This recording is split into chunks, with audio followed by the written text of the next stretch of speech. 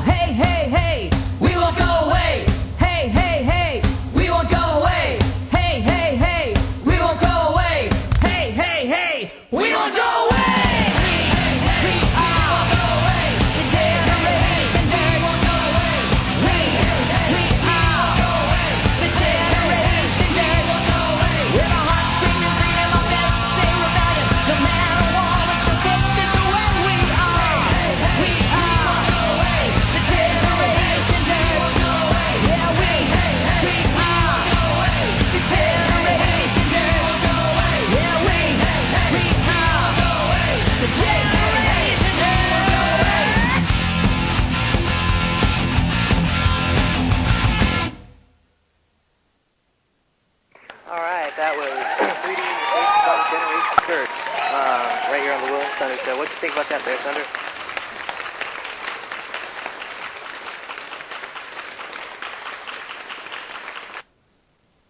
And they love them. Do we have a Thunder? Wow. Thunder's missing. Technical difficulties. I'm going to go ahead and bring our guest in. Are you there, bud? No, you got to answer the guest queue. I'm sorry? Are you there? I'm here, and I should have our guest on too. Yeah, how's it going? Hello. Oh, pretty good. Oh, God. Yeah. Yeah. nothing but it's a Spinal Tap moment every week here with us. Right. Look at the guest queue. Look at the guest queue. What about it? I see it. I'm looking at it. Why? What? Can you hear me now? I can hear you just fine. We all heard you. Okay, good deal. Okay, look, man, I got disconnected. I was calling in. I didn't know if you had picked up yet. So, all right, now I'm back in here. We're good to go.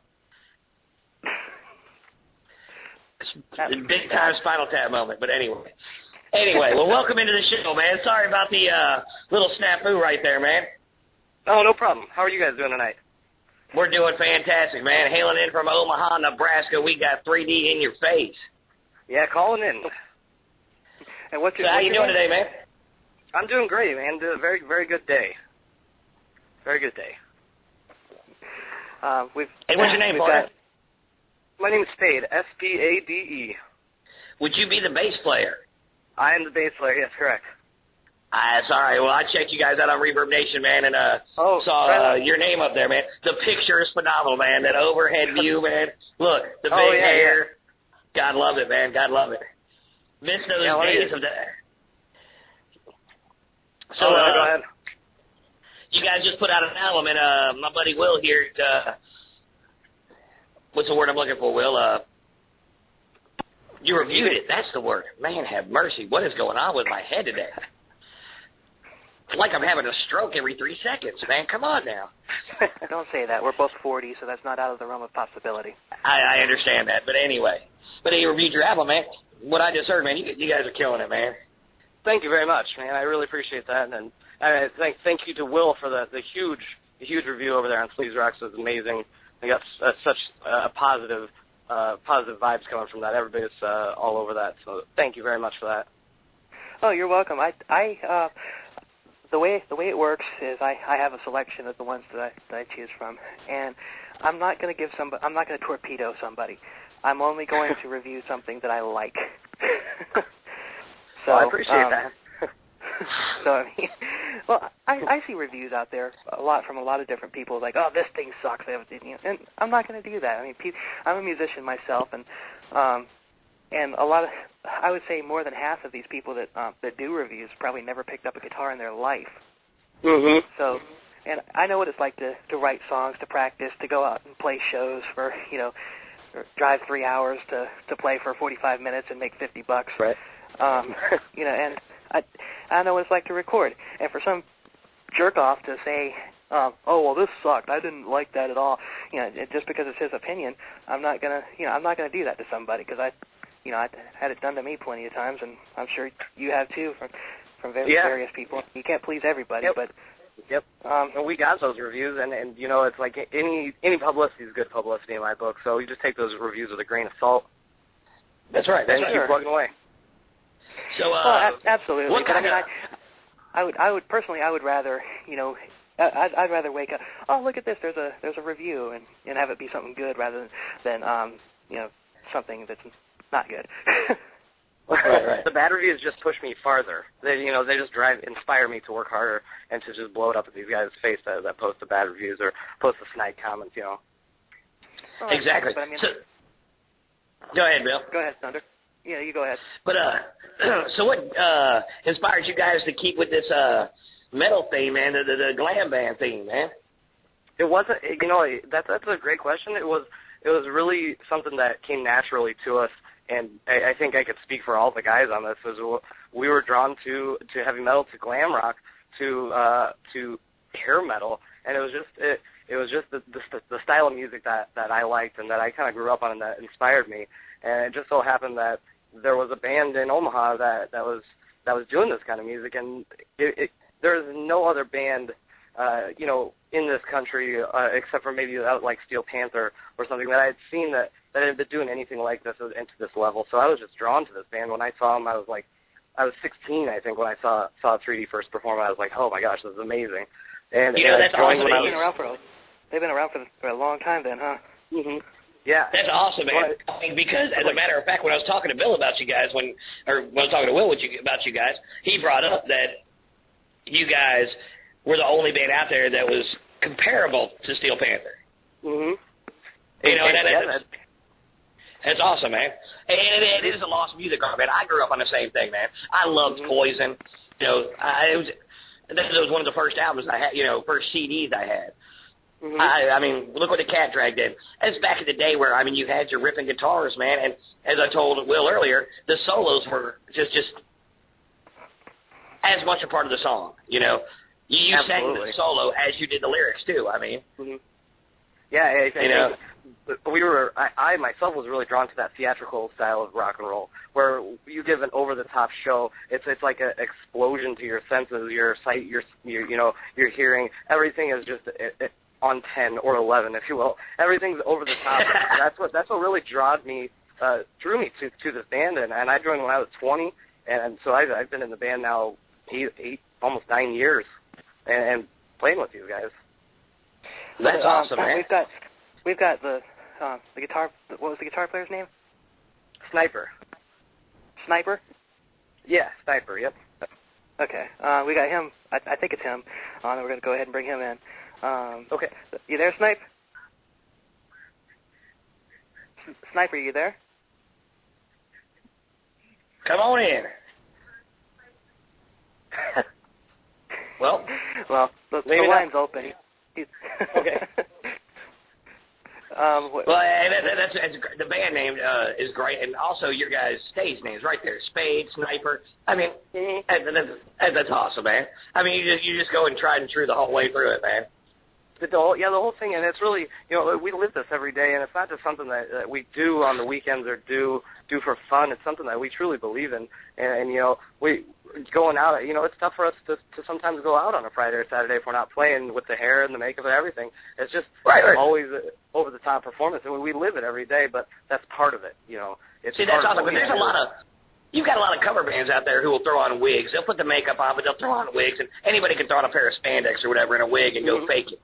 For a show on Friday and then Saturday, go back to work at, whatever they do and live a normal life. But you guys are tried true 100%, man, got the hair, and you live the life like that. Absolutely. We're out almost every Friday and Saturday throughout the entire year. So we're playing constantly, and we rehearse on Thursday. So we get together, maybe Wednesday, maybe Thursday night, and we're together till Sunday of the next day. And, it's a nonstop thing. Every weekend, every year. It's been going on for now 13 years. I think started in 1999 is when the band started. So it's been a blast. That's all I can say. I'm having 100% a lot of fun. Yeah, Will and I were in bands, back in the day, especially through the 90s and everything. And, it's those late nights at Denny's and the looks you get when you come in after doing a show. And, you kind of have that Bob Seger moment. Yeah. All the time. You got to love it. So, who is this, a girl or a guy? I get it. Everywhere we go, is this a girl or a guy? Nobody knows. Hey, and that's another thing I loved about that, that genre. It's like, all right, you got a table of 10 people right there. Who's the girls? Who's the guys? Right. And even speaking of that Poison album cover, look what the Cat Drag did. The first time you saw that, you're like, it's a double take. You're like, are these girls or are these guys? I don't know. Yeah, and I was just gonna say. Did Vixen come out with a new album? Because if you so I remember being in a record store the very first time when Look What the Cat Dragged In came out, and I honestly thought that they were girls. I did too. I think everybody did. Especially Bobby Dahl, their bass player. He looked like a girl. Yeah. Yep, and that was the magic of that record, and then when you put it in and just ripped your head off. I know.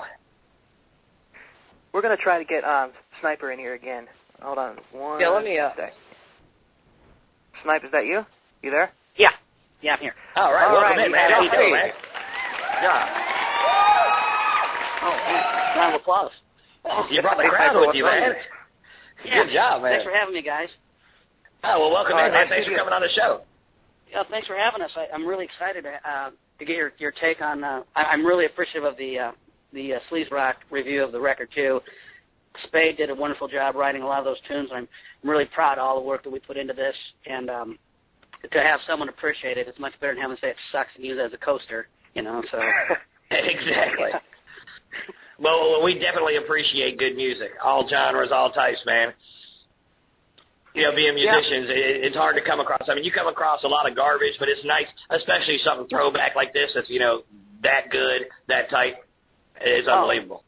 Thank you. I heard you guys. I've been listening to your show the whole time, and you guys were talking about young musicians, and my biggest thing about, you said, the Denny's moments and all that. My biggest thing was when you hear a song and you're with your friends and, you hear I'm not going to say any names, but the band today that's playing drop C with no guitar solos, and you're like, what the hell? I mean, just a lot of Cookie Monster screaming, and you're like, where's the guitar solo? Yeah. Exactly. It's a lost art. The thing about it is back in the day, I mean, of course you knew the guitar solo. Like if you heard Round and Round's guitar solo, you knew instantly that was Round and Round.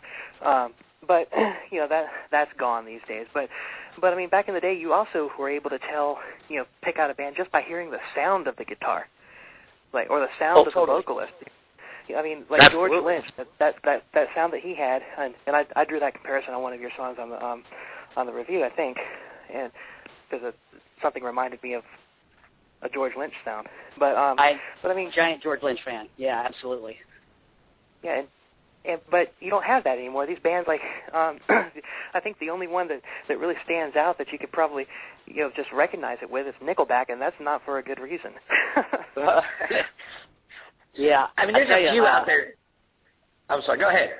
I'm sorry, I was going to say, there's a couple guys out there that they're still going strong today that I just am totally, Zakk Wylde is just phenomenal. I love him. Oh, absolutely. Zakk, and he's got that very, when it's him playing, you go, Zakk Wylde. And that is such a rare thing. And when you hear somebody that good, and he strives to be better on every album, and he sounds so great no matter what project he's in, and he's so recognizable. He may be the last guy like that, as far as I can tell, Well, I mean, when he first came out, I think it took a while for him to really be recognized as the guitar god that he is. I think at first people thought that he was just a Randy Rhoads clone, but in fact, Ozzy said that in an interview.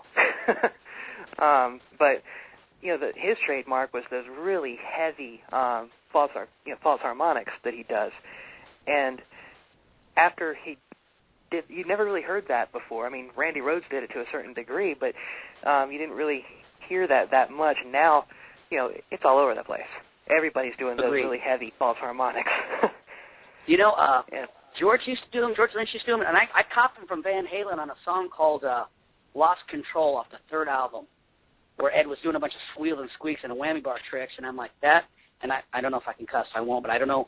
I was like, that's We're really on cool. the internet, man, go ahead.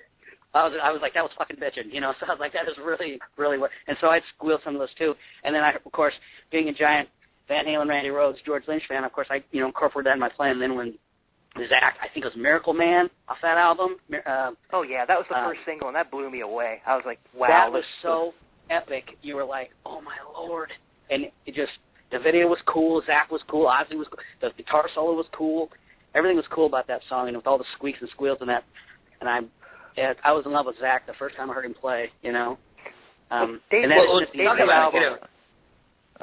Debut album, who do you think was better? I'm not talking about who's better now or who would be better now or whatever.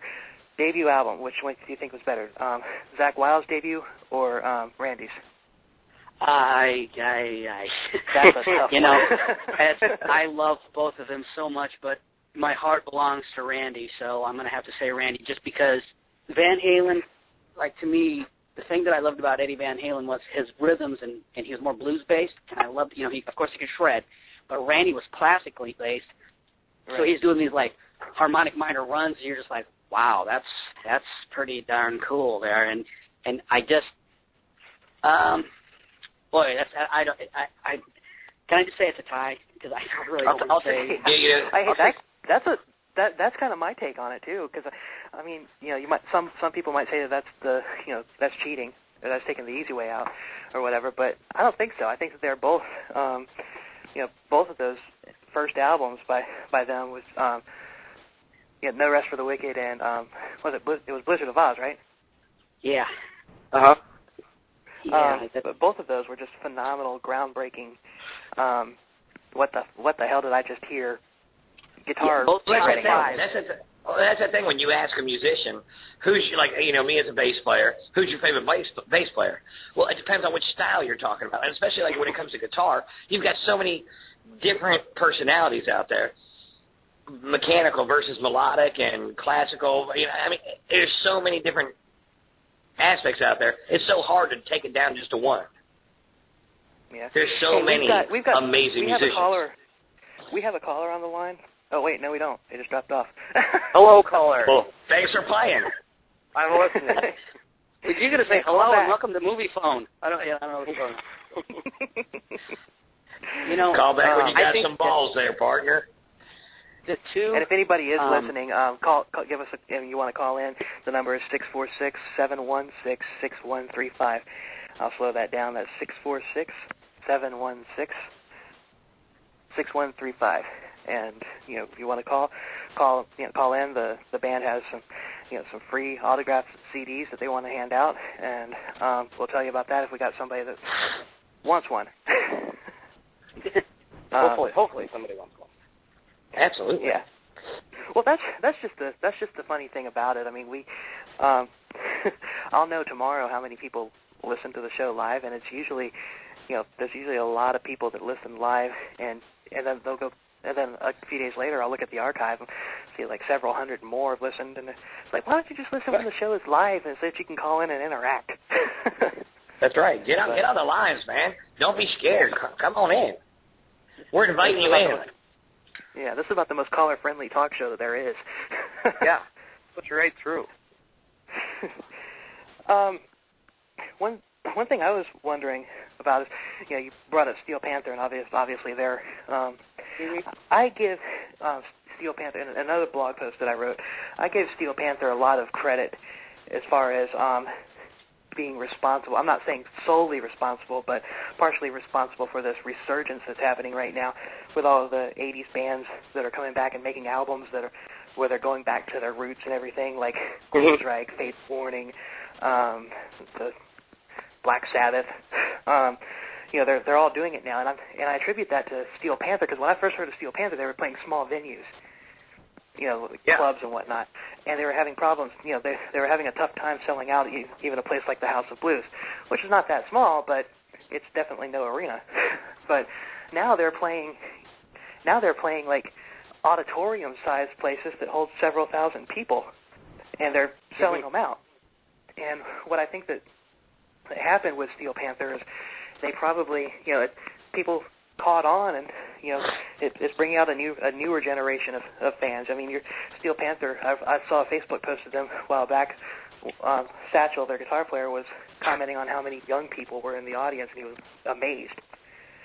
Mm-hmm. So I you guys see the same thing at your shows, younger people, and yeah. That's exactly where I was going with that. It's amazing, really. Steel Panther, and to me, I kind of first heard about them a while back, and I read a whole bunch of reviews, and, Michael Starr's the lead singer, those guys have been doing it for so long, and coming up in L.A., those guys have been paying their dues for so long, longer than I have, so I got to give them a lot of respect, and I think they, what they did was they stuck to their guns, and they stuck to playing rock and roll music, and stuck to playing hair metal, and it worked for them. They never turned around, and never, when it wasn't cool, they never sold out. Right. Well, now it's becoming cool, and you're seeing a lot more of these bands. Like there's a band that that does similar to what you guys and Steel Panther do. That I saw several times when I lived in Hilton Head, South Carolina.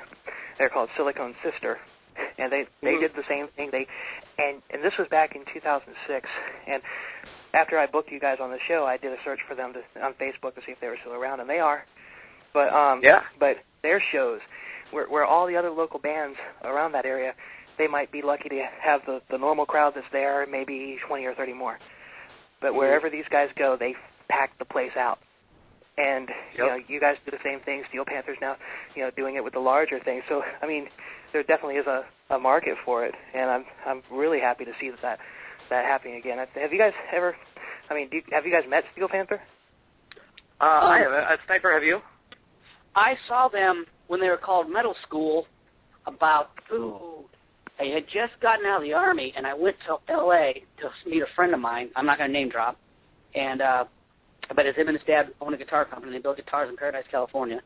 And I went out there, and I saw him at the Key Club, and I actually met Ralph, the singer, Mike Starr, and super down-to-earth cat. And saw the show, had a blast. There was like 2,000 people on a Monday night at the Key Club in L.A., if you can imagine. On a Monday night, 2,000 people. That's unbelievable. That's unbelievable. Yeah, I'm just going. And they were doing all covers at the time. They hadn't, Steel Panther wasn't, it may have been a brainchild, but they hadn't done anything yet. And they were phenomenal. I was just like, holy, and the thing that I took away from that was they interacted with the crowd so much and had so much fun. I'm like, who wouldn't want to go see these guys? Because you can go see in club and see some guys playing music, and they could be quite fantastic. But if they're just standing there and not putting on a show, it's boring, quite frankly. Yeah, it might as well be a jukebox. It might as well be a jukebox, and I'm not going to pay a cover charge to feed a jukebox. Now, I don't know if you've seen any video of Spade jumping around on there on stage. He's quite energetic. And you know what? I actually went on Reverb Nation and was trying to look stuff up. Where can we really see some of your stuff and hear some of your stuff? Are you guys on YouTube? Do you guys have a Facebook page that has links that we can go watch some videos and really get to know your music? And how can we purchase your new album and albums you've had from the past? Absolutely. It's very easy. I've kind of made it a goal to put 3D in your face everywhere, all over the internet, everywhere that I can. So, yes, you can go on YouTube. All you got to do is put in 3D in your face, and it'll bring up 4 or 5 pages worth of videos. Nice. Reverb Nation, there's videos on there. Our new single, SoundCloud, has two free songs, 2 free downloads. And if you go 3dinyourface.com, it'll take you to a link which it has like our merchandise that we're selling our album. Like we have an eBay store, so sell you a signed copy of the album straight there. It's coming like right from my house to your house, basically, for $13.99 nice. Worth of shipping. But where did the name come Google from? Play. Huh? I would say Google Play. We just got on Google Play this week, so you can go on Google Play and listen to the album there as well. I was just curious. I mean, who came up with the name? Is there like any particular story on how that name came to be? Alan, our singer, they call him Hot Rod, is the sole original member, started the band in 1999, and I get asked this question all the time, and I don't. He's never given me like a definitive. This is why we're called this band. But what he told me so far, what I've gathered from being with him for this long, is that he wanted a name that would represent what the band was. When you said 3D in your face, you knew that you were going to the biggest, the best rock and roll concert ever. So you say 3D in your face, you go lights, pyro, lasers, loud guitars, tight pants, makeup, hair, girls, it's the whole 9 yards. You get that when you say 3D in your face. I think that's where the name came from and what he was trying to inject in that name, a one-stop shop. Hey, that works. Absolutely. I mean, there's nothing like going to a club with or whatever and hearing to see a band that has an awesome sounding name that you would expect to really kick ass, and you end up getting somebody up there just playing REM covers or something. The names are misleading. Yes, but, they are. 3D in your face, definitely. There's no room for misleading there. And if you were misleading people, you'd know about it. Yeah. Do you guys do any covers? Yeah, I mean, Sniper, you want to field that one there? What was the question? It was kind of garbly. Do we do covers? Do you guys do any covers? Yeah, we do covers. Basically, and I think Spade will agree with me that we do covers so we can play our originals too in the clubs. And when we do like a big outdoor show and stuff, we try to throw in as many originals as we can. We open for some of them acts. We got like Warrant, Firehouse, stuff like that. And we always try to.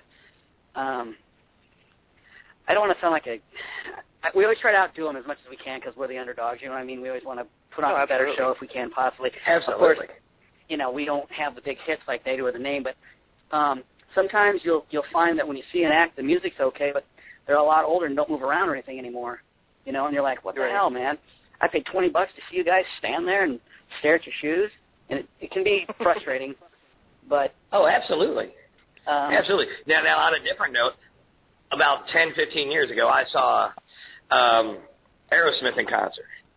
And at this time, their lead singer had to have been, 50 years old? He was that sumbitch never stopped. He ran around that stage. They had steps and a walkway where I'm like, listen here. I was 20-something years old at the time and said, look, I've been out of breath right here, and he's still singing. It was insane. He's swinging on monkey bars. It was the Pink tour. It was insane. Crazy. And so you got your money for it. Yeah, absolutely. Giving them a show, giving the people a show. They paid to see you. You know, that's your job, is to entertain. That's right. Yeah, there's nothing worse. I mean, I think that's fantastic. You go see a band and they jump around and have fun. And I mean, you're like, yes, this is what I can listen to the record and look at pictures if I just want to watch a guy stand and play. Right, exactly. You know, especially if they're 50, and obviously Steven Tyler loves his job, you know, because he's home. Oh, absolutely. Like well, you can see him now. Still, I mean, he still loves his job. Yeah, I love Aerosmith. They're one of my favorite bands of all time, too. I've only seen them twice in my life, and unfortunately, a couple times I've seen them, they weren't, what's the word I'm looking for, coherent. So they were kind of, you know, all over the place. Understood. Yeah, they were good, though. I mean, I liked them. They just weren't as good as they wasn't as motivated that time. Yeah, they may have been too motivated on something. I'm not really sure on that. But, right. But, you know, I got a chance to see Van Halen 2-3 years ago. I drove to Kansas City on a whim. I'm like, they were canceling dates, you know, and I'm like, son of a gun, should I risk not seeing Van Halen because he's one of my favorites? And I'm like, man. And right after they did their show, they played like two more and then canceled a bunch. They canceled the rest of their tour. So I drove down there. Oh, wow. It was like a 3-hour drive. And I went to see Van Halen. And Kool and the Gang, by the way, they're like 50, 60 years old. They were awesome. They flipped around and did all kinds of stuff. I was like, wow. And I knew every song, which is kind of weird. But anyway, no, it's not. I love Kool and the Gang. They like a 12-minute version of Jungle Boogie. I was just like, wow, this is like really cool. But Eddie Van Halen was coherent. His crystal clear. It was probably the best I've ever seen him play. David Lee Roth is David Lee Roth. What can you say? He's never been a great singer, but he's a great showman, and so everybody loves him. Yeah. And doesn't matter. And Alex Van Halen was on fire. They played some old school stuff that they hadn't played in years.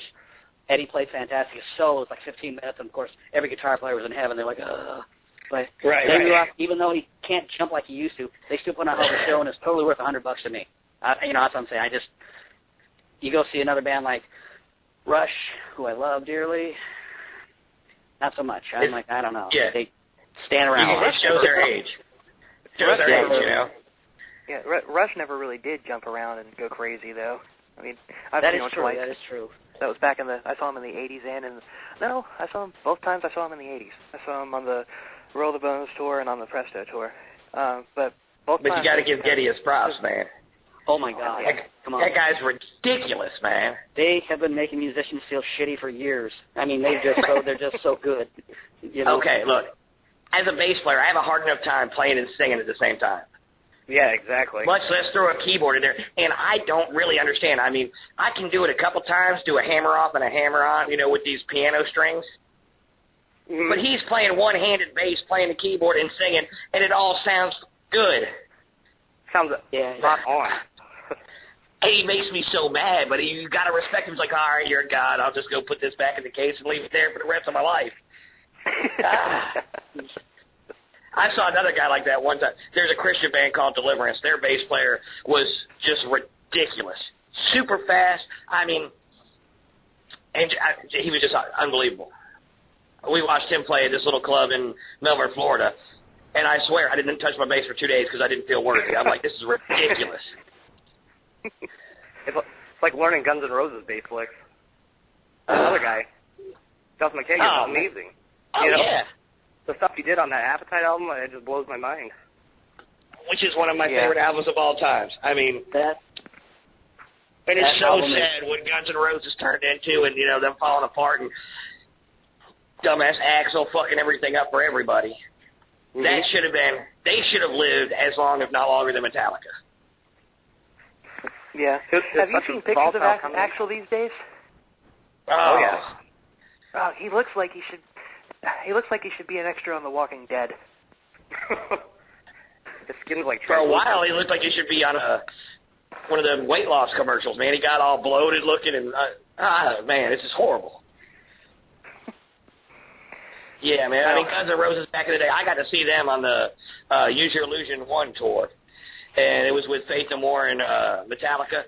That's one of the greatest shows I've ever seen right there. Oh. Speaking of people who just put on a show, man, Faith No More was ridiculous on stage. Oh, my goodness. Yeah. I've never seen Faith No More, singer, but I've seen a lot of videos of him. Mike Patton's all over the frickin' place. And, he's powerful. I'll tell you what, he's done a lot of cocaine. I'll tell you one thing. Unbelievable. It was one of the greatest shows I've ever seen. You guys want to break real quick, play another song, and come back? Sure, sounds good. Okay. When we come back, Thunder and I have been trying to incorporate a little thing into the show, basically Spinal Tap moments. So every band's got them, and they're all entertaining as hell to hear. So and so, you guys you already threw in a comment with your number, turn it to 11. So we're gonna roll with this little Spinal Tap moment. Tell us a little bit of the bad side of the rock and roll, where things haven't gone just right. We got more stories, like how we started the show. Exactly. Well, every band does. I've got them. Thunder's got them. I was telling Thunder about one before we went on the air. That's well, I'll have to tell that story again. But we're gonna. I don't know if the rest of the world needs to know about that. And we'll be right back after another song from 3D In Your Face. This song's called In Your Face. Let's go ahead and break. We're gonna break, and we're gonna play a song by 3D In Your Face, and when we come back, we'll have them on the air with us. This first song is called Generation Dirt by 3D In Your Face on the Rollin' Thunder Show. Be right back. And that's D-U-R.